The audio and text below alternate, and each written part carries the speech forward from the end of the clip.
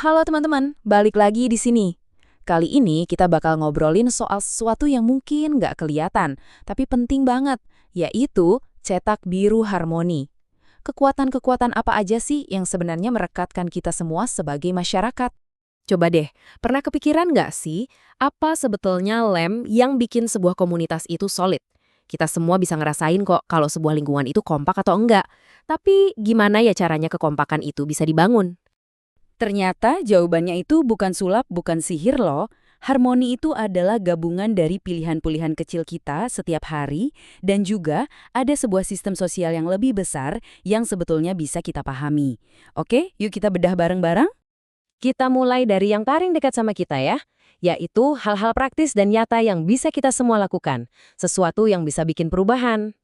Nah, ada 4 strategi simpel nih. Anggap aja ini kayak 4 fondasi pertama buat membangun komunitas yang lebih kuat. Yang pertama, etika digital.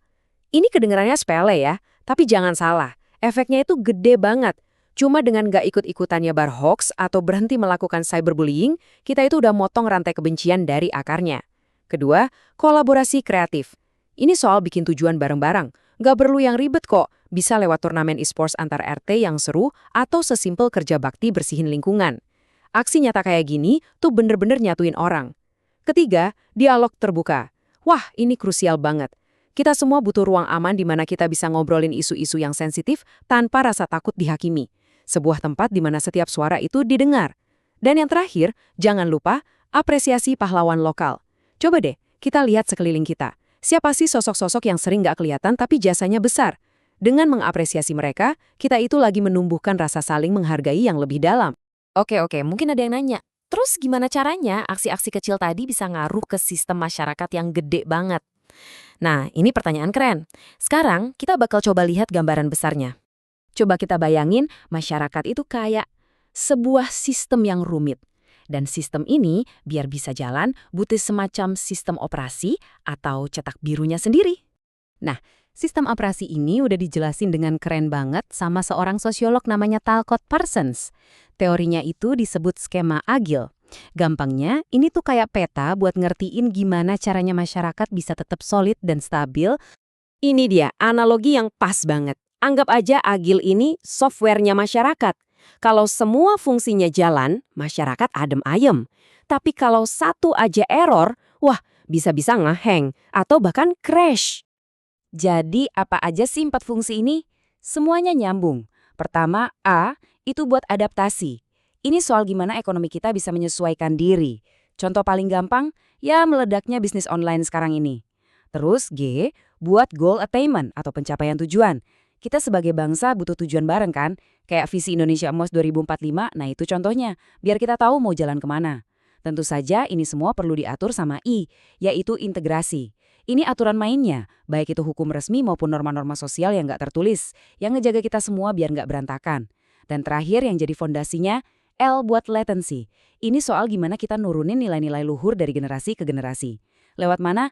Ya lewat keluarga, lewat pendidikan karakter di sekolah. Jadi intinya apa dong? Gini, masyarakat yang harmonis itu bukan kebetulan. Itu bisa terjadi kalau ekonominya jalan, itu A, pemimpinnya bisa dipercaya, itu G, hukumnya adil buat semua, itu I, dan pendidikannya benar-benar ngebentuk karakter, itu L. A, G, I, L. Simpel kan?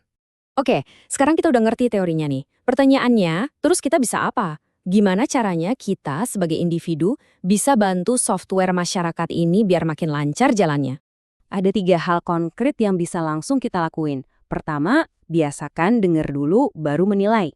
Kedua, coba deh perluas lingkaran pertemanan kita. Jangan itu-itu aja. Dan ketiga, kalau lihat ada intoleransi, jangan diem aja.